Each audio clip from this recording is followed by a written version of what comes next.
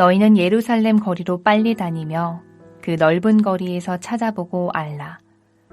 너희가 만일 정의를 행하며 진리를 구하는 자를 한 사람이라도 찾으면 내가 이 성읍을 용서하리라. 그들이 여호와께서 살아계심을 두고 맹세할지라도 실상은 거짓 맹세니라. 여호와여, 주의 눈이 진리를 찾지 아니하시나이까. 주께서 그들을 치셨을지라도 그들이 아픈 줄을 알지 못하며 그들을 멸하셨을지라도 그들이 징계를 받지 아니하고 그들의 얼굴을 바위보다 굳게 하여 돌아오기를 싫어하므로 내가 말하기를 이 무리는 비천하고 어리석은 것뿐이라. 여호와의 길, 자기 하나님의 법을 알지 못하니 내가 지도자들에게 가서 그들에게 말하리라.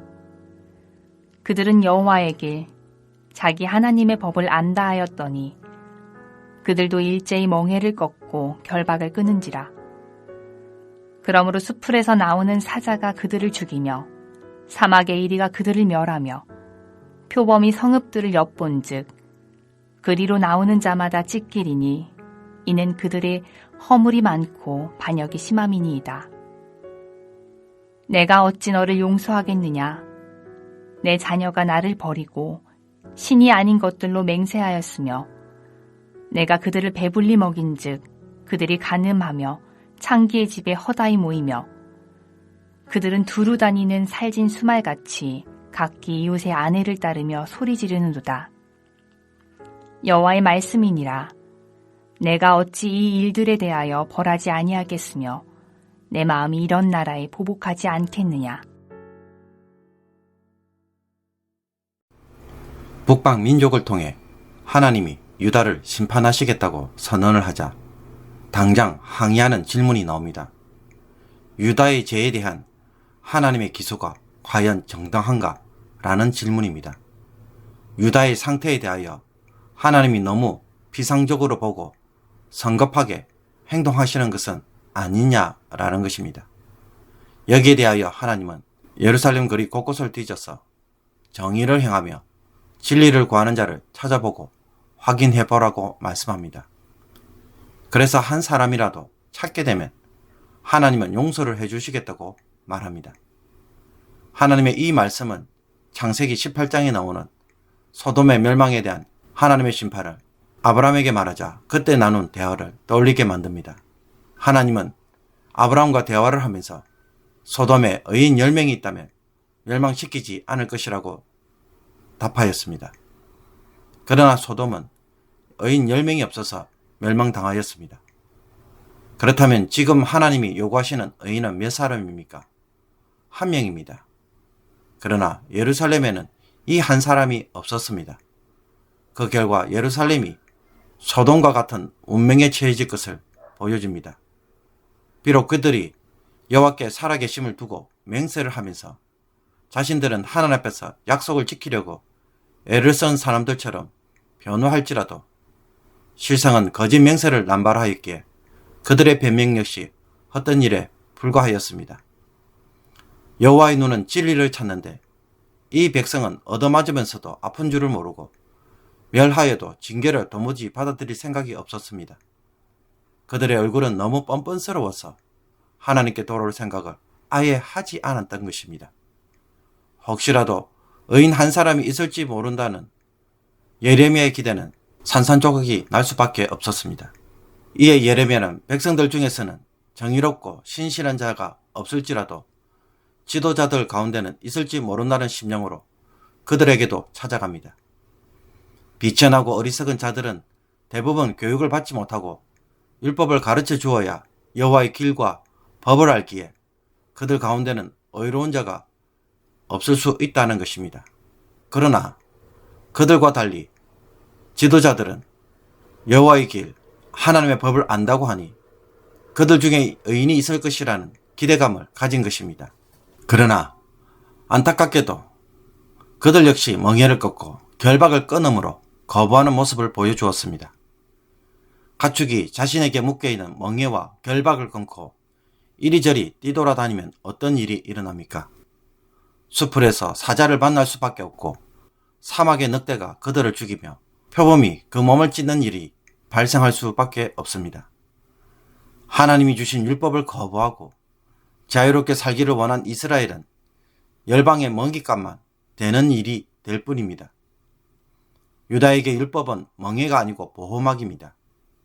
이것을 벗어버리니까 훗날 이 사나운 맹수들의 성격을 가진 바벨론 제국이 어떻게 합니까? 여러 차례 유다를 공격하다가 시드기야 왕 때 유다를 멸망시키고 맙니다. 결국 예레미야가 보기에도 백성이나 지도자들이나 모두 허물 많고 반역이 심한 백성이어서 더 이상 소망을 가지기가 어려웠습니다. 그러므로 하나님의 말씀대로 의인 한 명도 찾지 못하였기에 7절에서 9절까지 하나님은 어떤 선언을 할 수밖에 없습니까? 내가 어찌 너를 용서하겠느냐? 내가 어찌 이 일에 대하여 벌하지 아니하겠으며 내 마음이 이런 나라에 보복하지 않겠느냐? 언약을 어긴 백성들이 언약을 깨뜨렸기에 하나님은 여기에 대하여 심판하실 수밖에 없음을 선언합니다. 하나님이 이스라엘에게 은혜를 베푸심으로 그들이 배부르게 되었지만 이런 은혜는 감사가 아니라 우상 숭배에 대한 더 큰 열망을 가져왔습니다. 멍해와 결박에 풀린 살찐 순말이 자신의 종력에 따라 도리어 휘젓고 돌아다니는 것처럼 유다는 우상 숭배에 몰두하였고 성적 타락으로 이어져 남의 아내까지 탐하는 수준으로 확산된 것입니다. 물질적 축복이 도리어 죄를 지어도 괜찮은 것처럼 착각하게 만든 것입니다. 이런 유다 백성들을 하나님이 벌하시는 것이 과연 비정하다고 비난할 수 있을까요? 불법에 대해 벌하시지 않는다면 하나님의 공의를 하나님 스스로 무너뜨리는 일이 될 것입니다. 공평과 정의의 하나님이라고 말할 수 없게 만들 것입니다. 결국 하나님은 죄로 가득한 유다를 반드시 심판하실 수밖에 없다고 결론 내립니다. 오늘 본문을 묵상할 때 함께 생각해 보기를 원하는 교훈은 바로 이것입니다. 유다가 하나님의 심판을 직면하게 될 때 이 유다를 살릴 수 있는 사람은 과연 누구일까요? 지식이 많은 사람일까요? 부자일까요? 정치 지도자나 종교 지도자들일까요? 아닙니다. 오직 이 상황에서 하나님이 찾으시는 사람은 여호와의 법을 알고 여호와가 원하시는 길을 걷는 사람입니다. 유다의 심판은 한 나라의 멸망을 다루는 매우 심각한 일이고 이 나라 때문에 나를 포함한 여러 사람의 운명도 바뀌어집니다. 그런데 이 절대절명의 위기의 상황에서 나라와 자신을 구할 수 있는 사람은 오직 하나님의 말씀대로 행하는 사람입니다. 오늘 본문에서 유다는 이 한 사람이 없어서 결국 망할 수밖에 없다고 선언하고 있습니다. 살다 보면 우리는 이런저런 이유로 인생의 위기를 경험합니다. 이런 위기에 대하여 문제의 이유를 찾습니다. 그곳에는 재정의 문제, 사람의 문제, 지혜의 문제, 게으름의 문제, 생각지 못한 주변 상황의 변화 등 여러 가지가 지적됩니다. 그러나 우리를 위기로 몰아가는 진짜 문제는 내가 하나님 앞에서 바로 서 있지 못함으로 그 위기가 절망이 되고 실패가 된다는 것입니다. 이와 반대로 그 모임에 한 사람이라도 하나님 앞에서 바로 서 있다면 말씀대로 공의를 행하고 진리는 행하는 자가 있어서 기도를 하고 있다면 어떻게 됩니까? 하나님은 그 사람을 통해 일하실 수 있기에 그 모임을, 그 일을 회복시킬 수 있습니다. 그래서 오늘 본문처럼 그 사람 때문에 공동체가 살아날 수 있는 희망을 가지게 됩니다. 불신자들은 문제를 만나면 대부분 나 아닌 다른 사람에게 찾고 내 문제가 아닌 다른 이유에서 그 대답을 찾으려고 합니다. 그래서 성도도 문제의 원인을 불신자처럼 찾는다면 어떻게 될까요? 더더욱 기도하지 않을 것이고 하나님과 가까이 하기보다는 문제의 원인을 찾고 그 일을 풀려고 하는데 집착할 것입니다. 그렇게 되면 더 꼬이게 됩니다. 성도의 형통함은 철저하게 하나님과 나 사이의 관계에 있습니다. 그런데도 성도들 가운데는 사람들이 말하는 이유에 대해서는 민감하고 고치려고 하면서도 정작 하나님과 나 사이 문제는 진지하게 다루지 않을 때가 너무나도 많습니다. 이것이 진짜 문제라고 여기지 않습니다. 이것이 우리의 큰 착각이고 잘못입니다. 이스라엘은 주변 강대국들에 의해 둘러싸여 있는 땅입니다. 위로는 메소포타미아 문명을 기반으로 수많은 제국들이 일어났다가 사라졌고, 밑으로는 나일강 문명을 기반으로 하는 이집트가 늘 버티고 서 있었습니다. 이 강대국 속에서 살아남으려고 한다면 이스라엘은 소위 눈치가 빨라야 하고, 외교를 어떻게 하는가에 따라 나라의 운명이 결정된다고 말할 수 있습니다.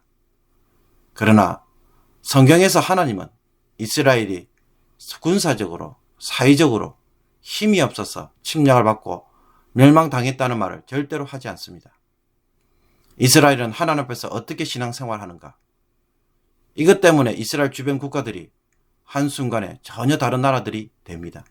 평소에는 아무런 문제가 없다가도 하나님의 길을 걷지 않으면 그들은 순식간에 이스라엘을 칠 수 있는 나라들로 뒤집어집니다.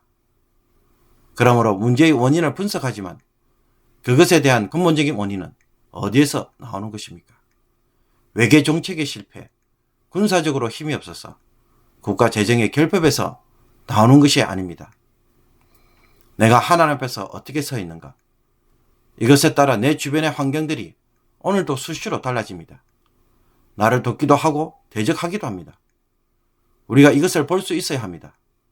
사업을 하거나 일들을 할 때 과연 그 일이 성공할지 안 할지를 결정하는 것은 그 일이 아니라, 멋진 사업 계획서의 유무가 아니라, 얼마나 준비를 철저하게 했는가에 달려있는 것이 아니라, 하나님이 찾으시는 그 한 사람이 나 자신인가 아닌가에 달려있음을 잊지 말아야 합니다.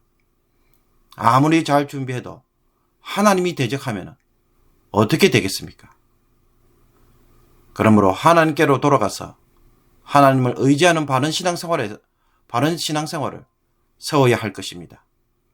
여기에서 오늘 꼭 답을 찾고 순종함으로 하나님이 저와 여러분의 길이 되시고, 그 길에서 오늘 평안을 누리고 복을 누리는 귀한 주의 백성이 되기를 주님의 이름으로 축복합니다. 기도드리겠습니다. 하나님 아버지, 하나님이 찾으시는 의인 한 사람이 내 자신이 되기를 오늘 말씀을 통해 간절히 소원합니다. 나를 통해 가정에 복이 임하고 교회에 부흥이 임하고 가는 곳마다 하나님이 일하시는 역사가 일어나게 하여 주옵소서. 아브라함을 통해 구원의 계획을 시작하였듯이 저희들도 그 믿음의 사람, 순종의 사람이 되게 하여 주셔서 믿음의 세대를 일으키는 일에 꼭 쓰임받게 하여 주옵소서.